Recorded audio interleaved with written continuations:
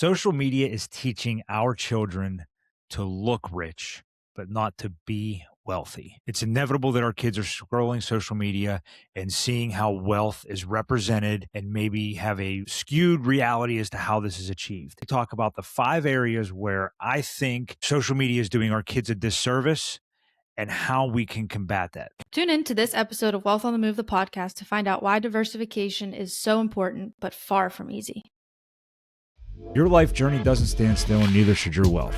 Welcome to Wealth on the Move, the podcast. Welcome back to another episode of Wealth on the Move, the podcast. I'm your host, founder and president of Hoffman Wealth Management, Will Hoffman. And today we're going to talk about something that is very, very near and dear to my heart, something that is I'm passionate about as a father, that I worry about, and I have a lot of opinions about this, and I want to talk about it. And to discuss this, we have, I don't know if I would call her a guest. She's back after a long hiatus from Wealth on the Move, the podcast. Our director of marketing, Bryn Tarbuck. Bryn, welcome back to Wealth on the Move, the podcast. Thank you very much. It definitely feels different to be on this side of the screen, but I'm happy to be here and back like I never left. Well, you didn't really leave. You've been producing the Behind podcast. The scenes. Just behind the scenes. That's right. But Bryn is significantly younger than I am, and is more in touch with social media than what I am. So I felt it was a great opportunity to bring her into this episode, get her opinions, where this old fuddy-duddy may be missing some of the appeal of what's going on. But what we're going to talk about today is what social media is teaching our kids about money. And as a father of a 14, 9, and 7-year-old, it scares me to think what lies ahead. There's a lot of things that are on my radar that I watch for with our boys. And there's a lot of things that, even with as much attention as I know that my wife and I are paying, we're not seeing everything. And it concerns me. And because I see the relationship folks are having with money and with trying to achieve and build wealth, and it concerns me. And we want to make sure that we're putting these kids on a good foundation for building wealth and understanding money in the future. Yeah, absolutely. I mean, I even have a sister who's 17, and sometimes I feel like put her back in reality. I'm like, oh, did you see that on TikTok? Did you see that on Instagram? And so it's important, because the day you graduate, that's when it starts. Your life starts. Yes, it starts. And, when I was a college student, the biggest risk that we had were folks trying to get us to sign up for a credit card for a free t-shirt or a stress ball on campus.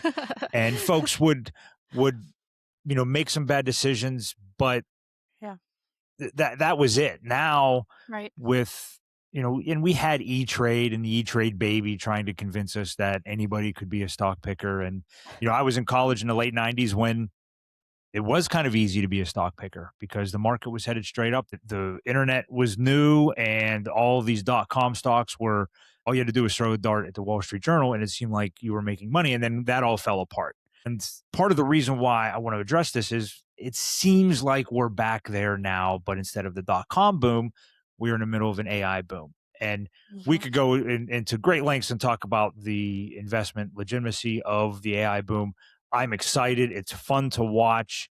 Again, it makes me feel like I'm 20 years old again and watching the .com era all over again.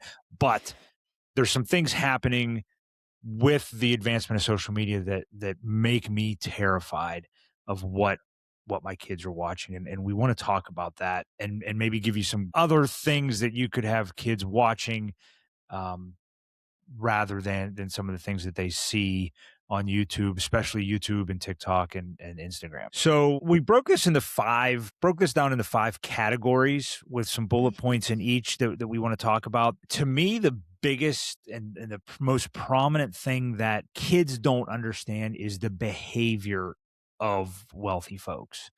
It's very easy to turn on YouTube and see folks skiing in Aspen, heading to the Maldives, spending time on their yacht, ignoring financial freedom and living on a boat full time, and think that it was just that easy, and not understanding the backstory. And some of these folks don't even talk about their backstory. They just want to appear as wealthy influencers, and that's it. So there's a lot of things that get lost um in the production of this content that we want to make sure kids are understanding. One of the biggest misconceptions is I feel like wealthy people don't budget. And I'm going to say the opposite. And being in this business for 23 years, wealthy people are the most intense, obsessive folks when it comes to their budget. And it's not because they want to clip coupons or save money. It's because they want to be intentional about where their money's going. And that's the biggest thing about budgeting is budgeting puts you in control. It tells you that Right. I'm telling these dollars where they're going to go, not reactive. And they think that, well, because there's this infinite pile of money, I can just be reactive and do what I want when I want. And it's the complete antithesis of what reality is. And I think from us watching it on the other side, none of the wealthy people are showing you their budget plan, telling you that Right. they're budgeting. You're just seeing them travel, private jet, go out to eat, buy this, buy that. You're not seeing them budget. So of course everyone thinks, oh, they just buy here, buy there, swipe here, swipe there. But everyone does, you have to have a plan, especially when you have that much. You have more Right. to lose. Right. You're exactly right. And budget content isn't very popular. It No, doesn't get a lot of no. clicks whenever, and Most of it the time you shouldn't. scroll past that content, right? Right. To get to the richy, good Right. yacht They want to content. see the yacht and the pretty girls and Mhm. the fast cars and the good looking guys. And so we want to skip through all that. And they feel like, and there's some things that kids specifically watch. I know I've seen my kids watching this content and they're very young. Oh, yeah. They're just throwing money around for the sake of their channel, and they may not even be throwing real money around. Right. They're they'll have a contest where they're giving the winner of this contest on their channel $10,000, and are they? I guess Right. is and there's no disclosure, and as somebody that runs our marketing, Bryn, the art of the Everything. disclosure, everything, and that's parents, before we get deeper into this, making sure your content's coming from legitimate sources Yes. is very, very important, especially when we're talking about investments and things. There's no rules. It's a wild west. And Mhm. we know we have rules. I know seeing a disclosure at the beginning or end of a YouTube video or a podcast episode or something isn't the most exciting part of the episode, Of course not. but it's an indication that that host, that channel has a license. They Mhm. have something to lose. They Right. have standards that they need to uphold. And again, nobody wants to read the warning on the side of a pack of cigarettes. Nobody wants to listen to the disclosures at the end of a pharmaceutical ad. But it means that there's some legitimate research that's been done to make sure that this content is accurate, it's factual, it's not promissory or leading your kids in a negative way, Yes. and it's important to understand that and legitimizes the content. Which I think is even more important now. I mean, we just talked about AI and everything that Yes. AI is being able to put out. You don't know if you can trust it. So those boring disclosures at the end of the day could mean trusted advice versus, you know, advice just coming from a computer. Yes. Yeah, I agree. And there's a lot of content that is, you can tell it's AI generated. The voice is Yep. AI. And, we're going to get into, that being a source of passive income, which, I mean, I'm optimistic on the future of AI, but you have to be careful about the advice you're getting and where. Another thing that folks think that financial freedom means quitting your job.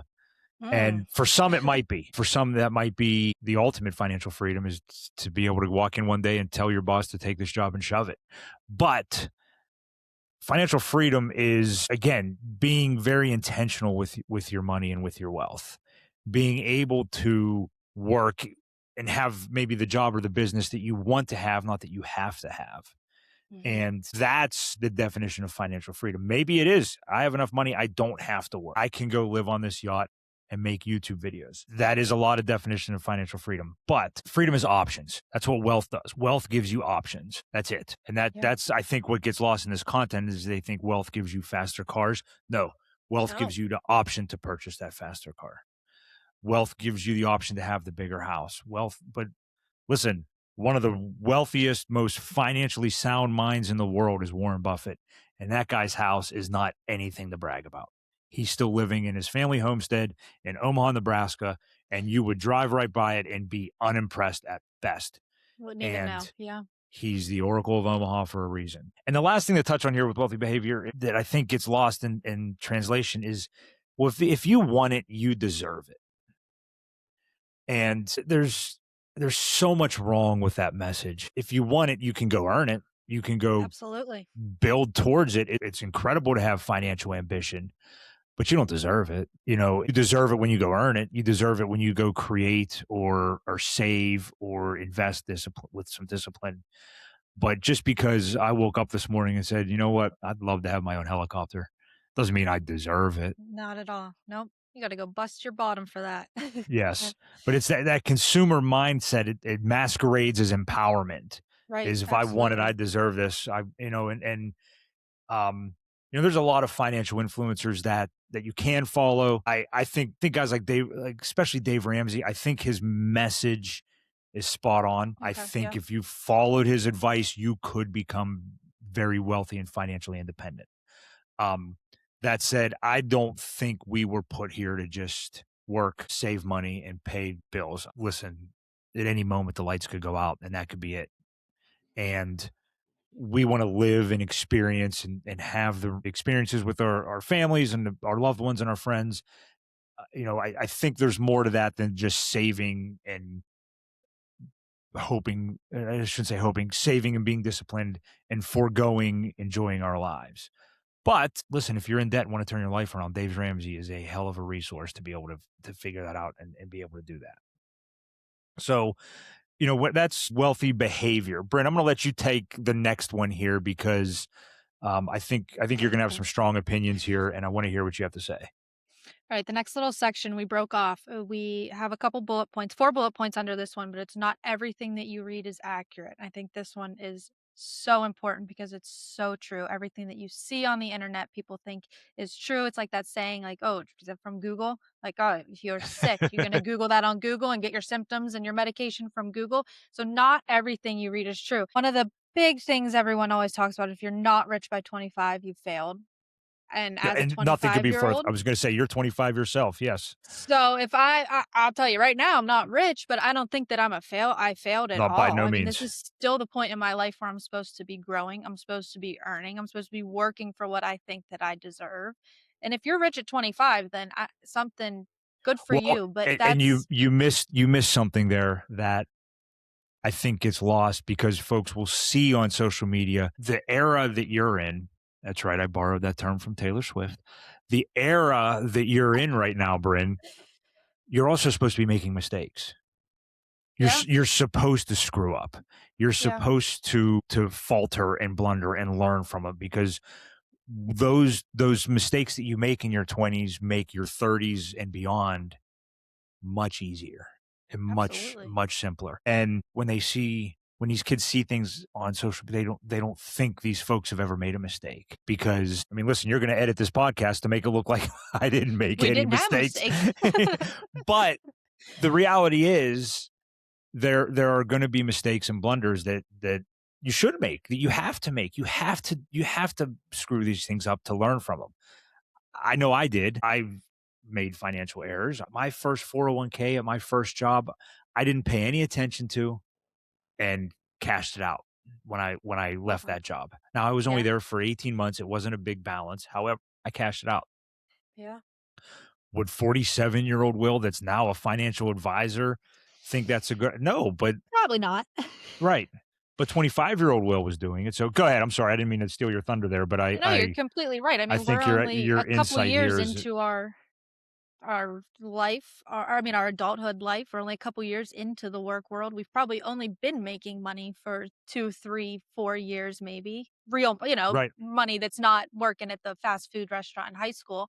So these are the stages where you're right. You make mistakes. You start building your wealth now for those times later. The second one is you need expensive stuff to look successful. I love this one because this is, I feel like, all you see when you're scrolling. And something that I constantly am preaching to my sister and her friends too is it's not about what you have, the car that you have, or the clothes that you're wearing, or anything like that, to try to brands and this and that to try to look better than the next person. Like you just said, Warren Buffett lives in his family home in Right. Nebraska.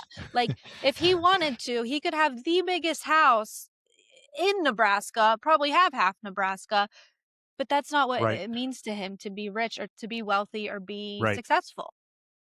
Right. So that's This movie is before your time, but the movie Varsity Blues, when I can't remember James Vanderbeek's character name, his girlfriend catches him, taking a glimpse at a very pretty girl that walks by, and she says it best when she says it costs a lot of money to look that cheap.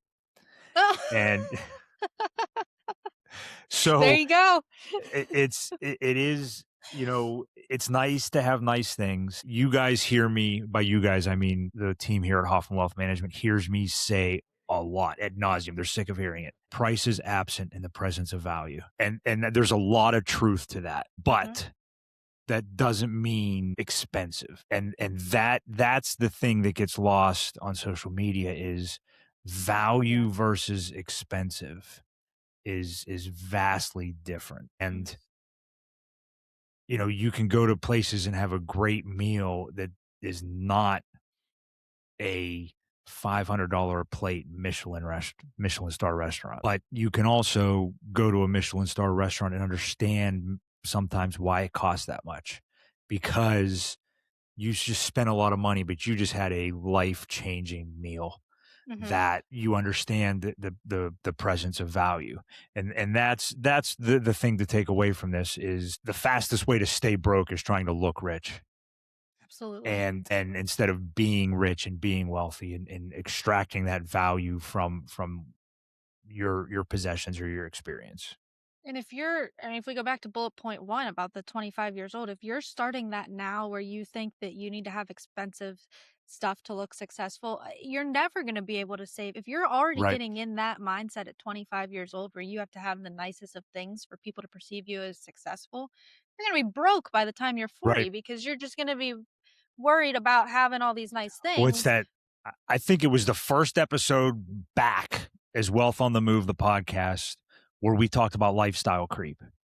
And that's It wasn't the exactly first, it was like the second or third. Yep. right. That's Yeah. exactly what it was, though. It's Yeah. lifestyle creep and lifestyle inflation, and you never catch up No.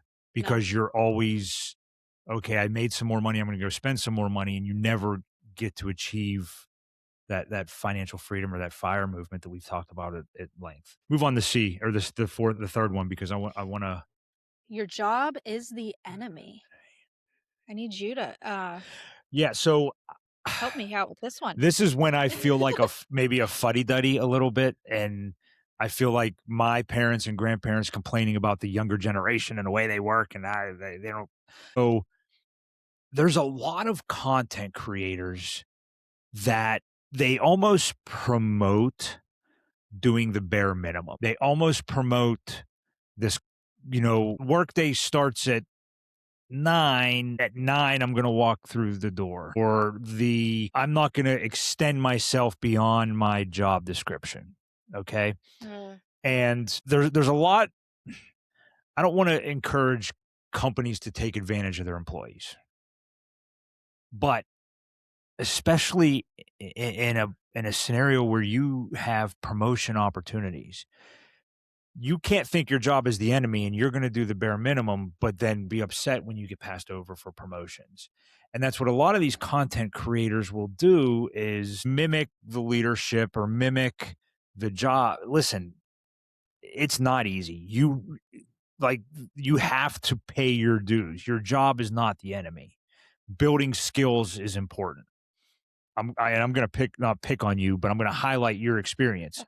When you showed up at Hoffman Wealth Management on the first day of your internship, did you know how to edit a podcast? No. Did you know how to film No. short form content? Did you understand how to? No. So No. you have None of that. built and developed these skills that have become priceless in your career trajectory. They've become priceless to Hoffman Wealth Management. They've become priceless. And you didn't do that by just saying, well, that's not in the job description. That's not what marketing isn't editing a podcast.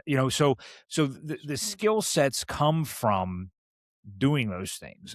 my first job, I was selling steel studs, and they made us do. I had just finished college, and at 23 years old, I couldn't believe they hadn't made me the CEO of the company yet, right? So they made us go out and work in the factory to understand how what we Oh, were selling was manufactured. oh my And gosh. and and it was priceless experience. I know more about a steel building stud and steel building products than I ever thought I should or would, because they made us go to job sites and learn how these were installed. So when we were building and marketing them, we knew what we were trying to sell and what we were trying to help our subcontractors and contractors accomplish. It's why now I make you sit in financial planning meetings that Nico and I are having, Yeah, you're because right. you understand the value of what we're doing for folks. And it'd be very easy for you to say, listen, I'm supposed to make things look pretty and sound good. I don't need to be sitting in this planning session about these clients. I need to be Yeah. making Facebook posts and creating opportunities. And it's that permanent and perpetual skill building that it's so important. So I'm going to get off on my soapbox now, because I do think that something's been lost. And I think that folks will say, see, this social, first off, they're comedians who are there to get clicks. They could Yeah. Oh care yeah. less about the trajectory of your career. They Yeah. want you to click. And listen, it's not easy. There's sometimes where you show up and work sucks and it's hard. Your boss is a pain. You don't think this career is going anywhere. That's completely valid. But they're preying on that to get you to click and watch more, just not on changing the trajectory of your career. I agree with you. I think if you see your job as your enemy too, you're holding yourself back.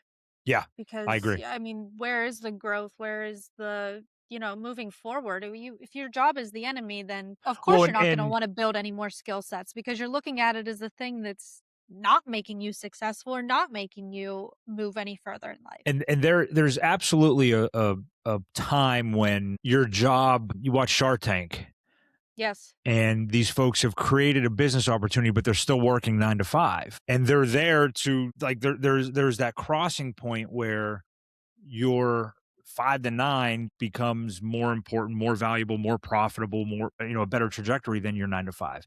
Then it's a topic of conversation. But until that point, it's all building skills to get to a point Yes. of freedom, of wealth, of enjoyment. And until that happens, your job is an opportunity to do that. Yeah, and the bare minimum it's just not going to get you there. No, and it spills into this last point, because I don't want to touch on this one too long, that everybody's making 10,000 a month as a side hustle or drop shipper or something. Um, they think that normal careers, what you and I are doing every day, is losing. Oh, And listen, I have, the last thing I'm doing is losing. It hasn't been easy to get yeah. to this point, but the last thing Bryn is doing is losing by having this career. She's sharpened her skills, and could she be making other money doing something else? Of course. And we're her biggest fans when it comes to that. But it's using the career to sharpen the skills to get to the next level is important. Yeah. Skills that I never thought I'd have or never thought I'd learn. Right. Words I never thought I'd know the definition to, but hey, that's okay. Yes. Graphs I never thought I'd be looking at going up and down and side to And side but understanding them. Right. That's yeah, yeah. understanding them. And I think the biggest thing is whenever we pull Bryn into these conversations, is her understanding the impact of what we can do, not just to make us sound good or Mhm. look pretty. And listen, it's a full-time job to try to get me to look pretty, but to try to get, to shine us up, instead of seeing, no, understanding that we are having a real impact and helping people is a critical um component to her developing those skills. All right. Absolutely. So I'm going to jump in here, because the relationship with debt and credit cards is something that is often misconceived. And I want to touch on this because, like I said, this was the biggest financial peril of the late 90s, was signing up for a credit card, spending it, and not having a mechanism to pay it back, and then graduating not only with student loan debt, but now piles of credit card debt because of the birth of travel influencers. And that is the one part of I'm so jealous of. I wish I could do it. I wish I could travel Right. the world I know. and make money doing it. I'm so envious of folks like Kara and Nate, our friends, the Lockwoods that we had on, Incredible. they've Yes. built this life in this business. It is so fun to watch them and to keep up with how they've done this. And make sure you check out that episode as well, because it was, to me, that was life-changing content that folks can see. But when you do that, you use credit cards and earn miles to go travel the globe. But that debt is not free money. And making sure you understand that is debt. That is an anchor to your wealth when you're using that. And making sure that, okay, there's ways to leverage that, but you still have to pay the bill. Now, that said, you can use this debt to leverage the trajectory. It can be a tool. It's a very sensitive tool, but it can be a tool to build points that you could maybe never go fly to Zambia to see this safari, and now you can build points to get that flight. So it can be a resource, it can be a tool, it can help you in an emergency when you're very young. You don't necessarily have that emergency fund yet, but it's not free money. So understanding that, and understanding that these influencers that are traveling the globe on points, there's still a debt that needs to be paid there, Mm-hmm. and understanding that. And although, like you said, it can help you, that's not Will's cue to go out and accumulate yourself debt. It's Right.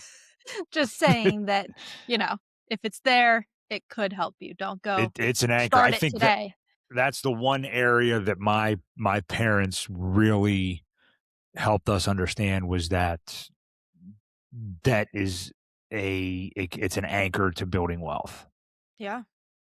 Now, they also didn't Yeah. have the credit card points and miles and things that exist now when they were in their, in their wealth building phase. Right, right. But that can affect future generations. Mm-hmm. All right. This is my wheelhouse, and this is something that, when we mention disclosures, it's important that you understand when you're watching these influencers. But the misrepresentation of risk in investing. Now, this is something that, risk is the one thing. There's one area that I am terribly nervous about with my boys, and it has been the birth and the growth of online gambling just on your phone. Oh my gosh, yeah. And it terrifies me. But I mean, listen, I love to go to Vegas. There's big buildings there for a reason, and it's not because they're giving you out money. So it's something to make sure that you are on top of when it comes to your kids. It is these online gambling sites and things, because they just scare me. They terrify me. Kids are, and there's a reason they can't rent a car until they're 25. It's because that frontal lobe isn't fully developed. To give them access to a gambling app at 18 is just, it's mind-boggling to me. It terrifies me. It scares me. So please make sure that you're understanding that. But in the same sense, investing is not gambling. So you get these influencers that make it easy to understand gambling, but investing is not gambling. You have to understand and be diligent and have a mindful approach. And there's folks that are trying to pull your cash away from investing into other things, that you need to understand that. But then they'll also assume that the stock market is rigged. So you shouldn't bother that. Listen, this is the number one long-term wealth builder. It's the best way to keep pace with inflation. And actually, I'm going to take that back. I don't think it's the number one wealth builder. The number one wealth builder is you achieving skills that someone can pay you to do. That's the number one wealth builder. 100%. So if you're investing in anything, investing in yourself, your skills, your knowledge, that's the number one wealth builder. And I don't care what the skill is. It doesn't have to be college. There's a lot of people making a lot of money in trades. There is an influencer that I watch who, what's the channel? You Betcha is the channel where he talks a lot about the Midwest, and he talks about the different trades a lot. Okay. And he always jokes about how wealthy the welder is and how much money a welder can make. And you don't just wake up one morning and say, I'm going to be a welder. There's years of apprenticeship and skill building there. Too. You have to be focusing on. So that's the number one wealth builder, is yourself and your ability to earn an income. But the market's not far behind. The stock market has made a lot of people a lot of money. It's not something to avoid. It's something to understand. It's something to learn from and earn from, because what often gets talked about in the stock market is the risk. There are risks. Mm-hmm. You're going to hear it in the disclosure at the beginning of any of this podcast. Absolutely. And at the end. Right. But the other thing is that you can't get wealthy without taking these huge risks. And that's that and the speed is what makes me uncomfortable. And there's a horrifying story that that I want parents to make sure they're hearing. I'm not going to tell the whole story. You can go research it for yourself. But there was a young college student who got involved in Robinhood, and it was in 2020. I don't know what he was investing in, but it was around the time when everybody wanted to gamify buying and selling GameStop stock, and folks were making money with the birth of crypto. There's a lot of things that folks are making money on and investing in, but he didn't understand what he got himself into. And he didn't understand what he was seeing on a screen, made some trades and had a very substantial, what he perceived to be a very substantial loss because he didn't understand what he was looking at. He was scared. He was terrified. It would be a very terrifying thing to see. And yeah. unfortunately, he took his own life because he was terrified. He thought it was an unsurmountable loss. As a father of 3, that scares the living crap out of me. I would encourage parents, if you're listening to this, to check out the story about Alex Kearns. Understand it when you're talking to your kids about money, and understand that this doesn't have to happen, and that there are platforms out there that aren't interested, that are not there in your best interest. They are there to separate you from your cash. And understanding that, this is something that didn't need to happen, and it's something to understand and learn from, so that this doesn't continue to happen. But these risks, you can get wealthy without taking these giant risks. It's not fast. It may not be fun, but you can build wealth without trading high levels of volume, taking on high levels of debt quickly.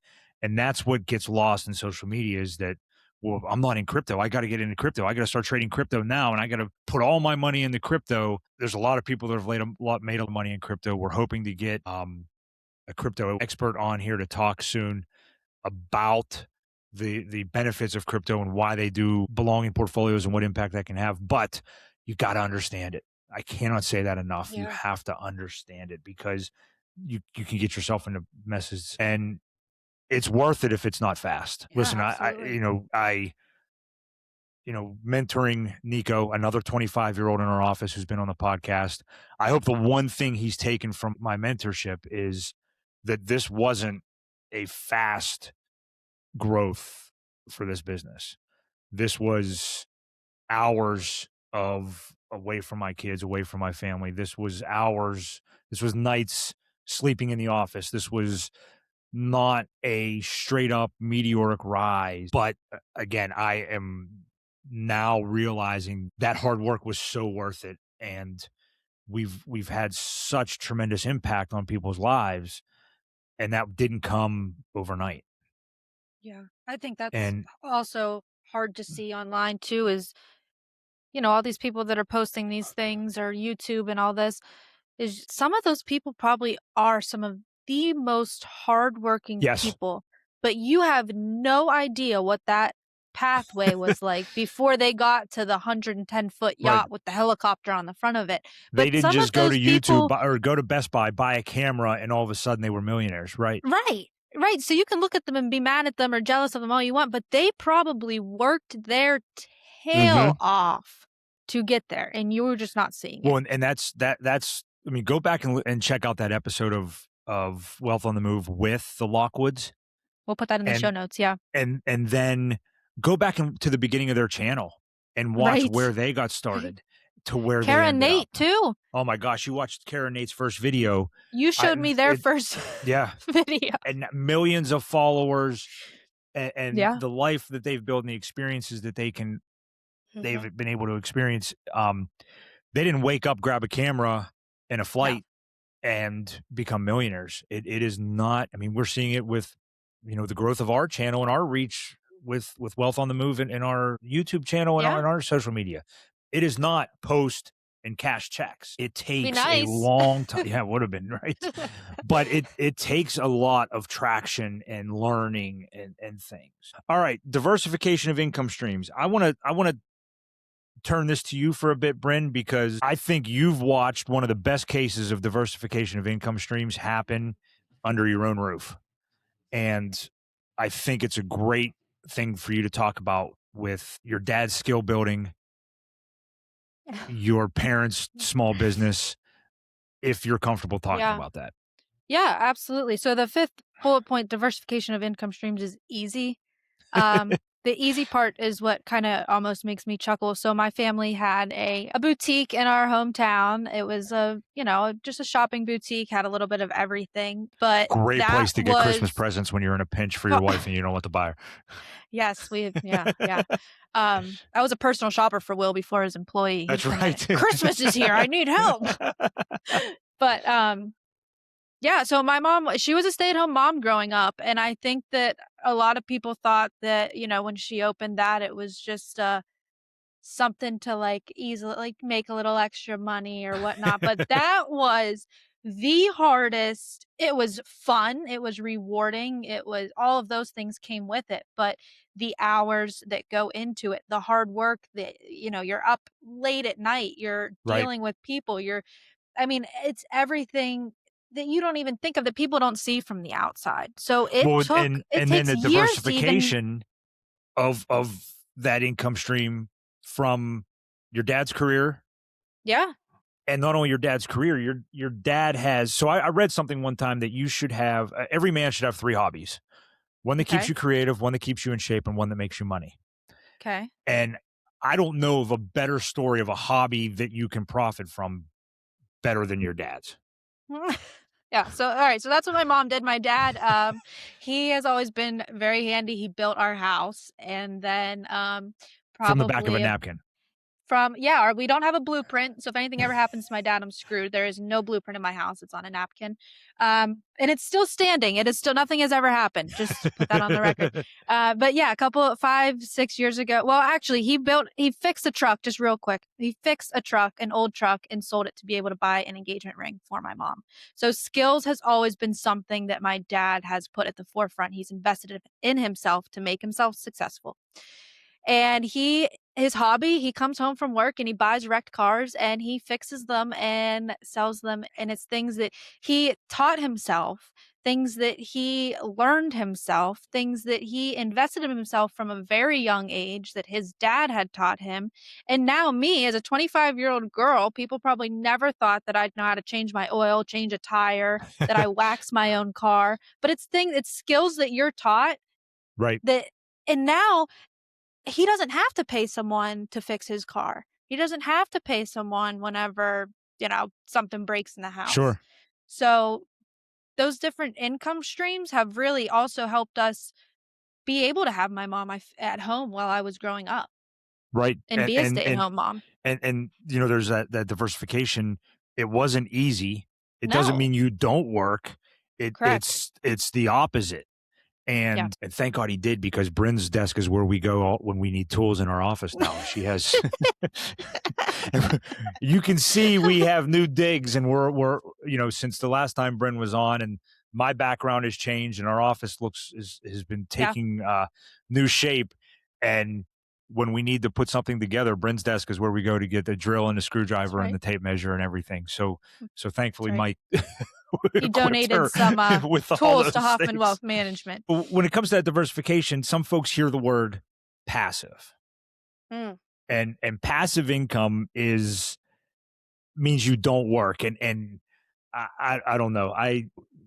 If passive income is vending machines or a car wash or a gas station or Someone's something, still having to fill those vending machines. you still are working.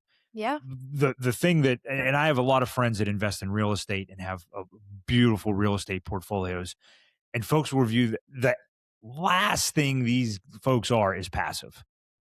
Oh my gosh, You yes. can't be passive when the toilet breaks at 2 a.m. and you've got to go fix it. Exactly. There's Exactly. nothing passive about that.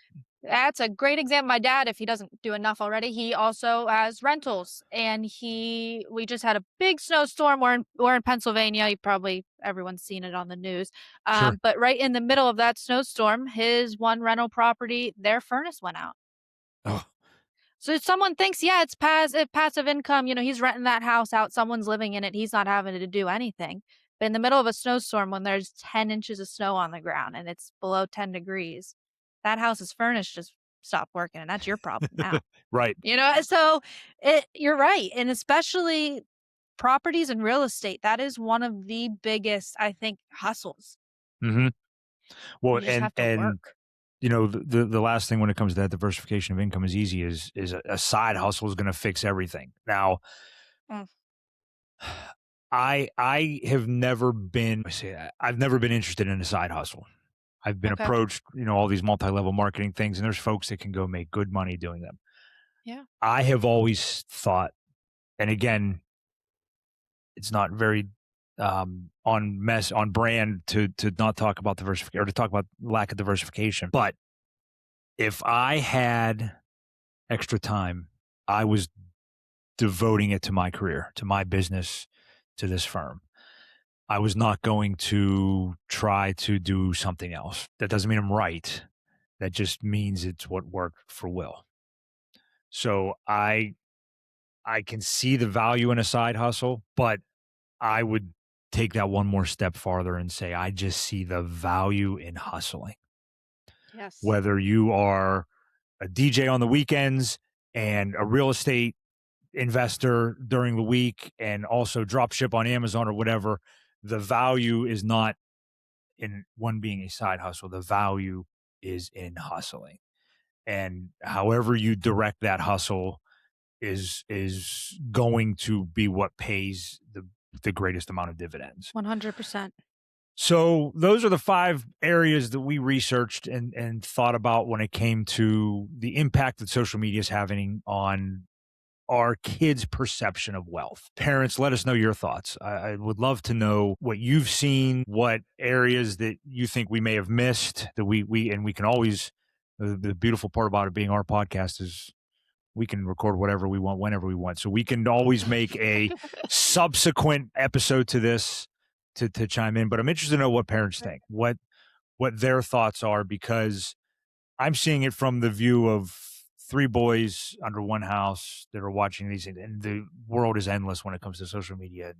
I'm sure there's, although it doesn't seem like after sitting at home for a week in 14 inches of snow and -7 degrees, that there's any part of YouTube that these kids have missed in the last week. But Right. I'm sure there is.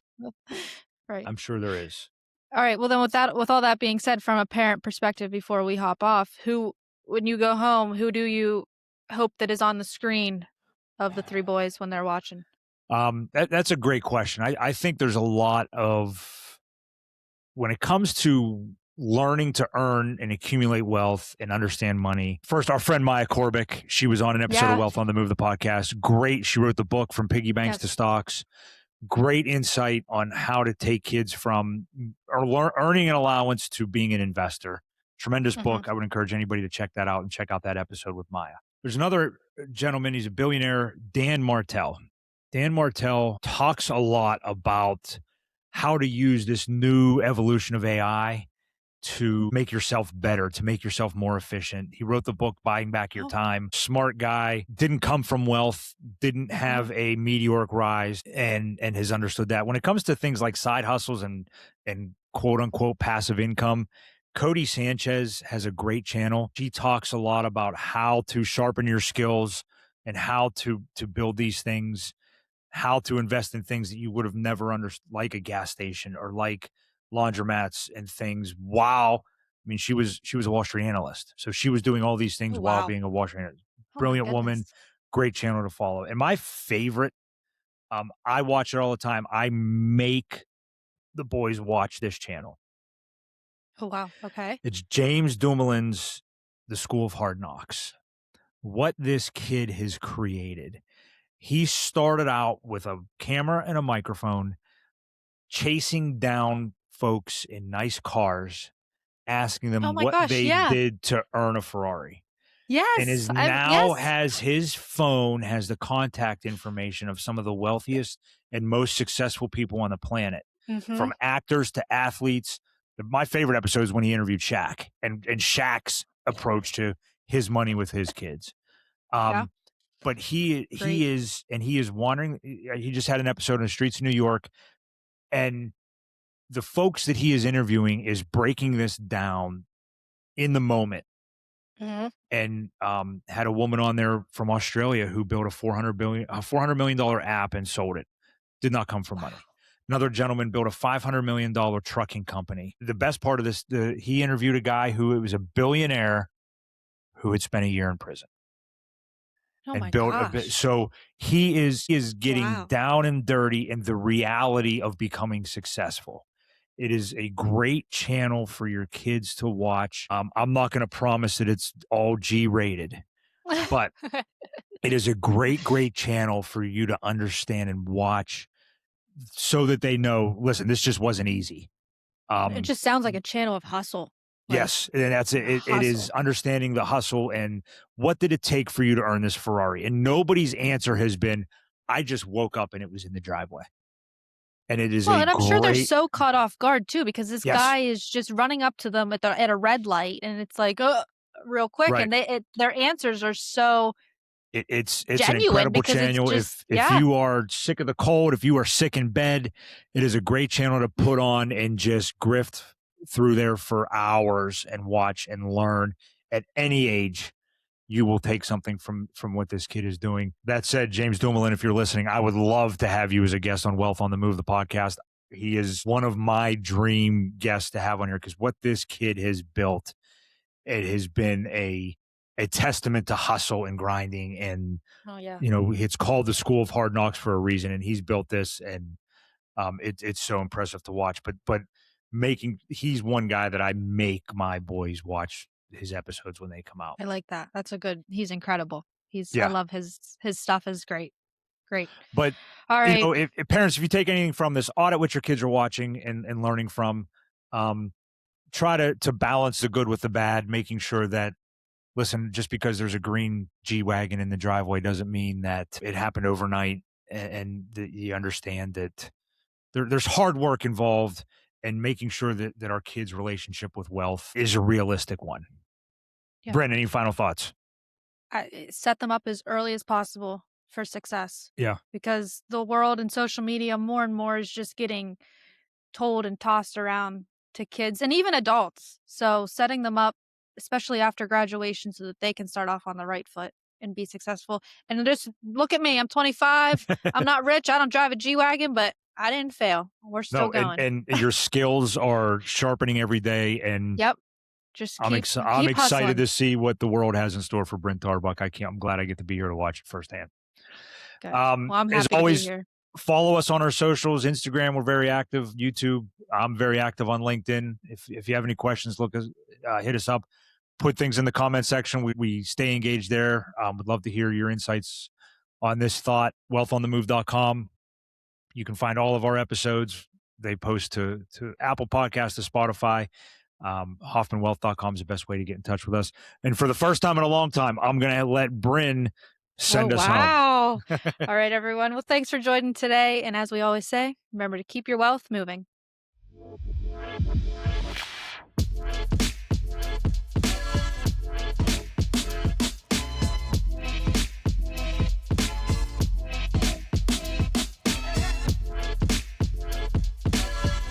Will Hoffman offers investment advice through Private Advisor Group, which is a federally registered investment advisor. The opinions voiced in this podcast are for general information only and are not intended to provide specific advice or recommendations for any individual. To determine which strategies or investments may be suitable for you, consult with the appropriate qualified professional prior to making a decision.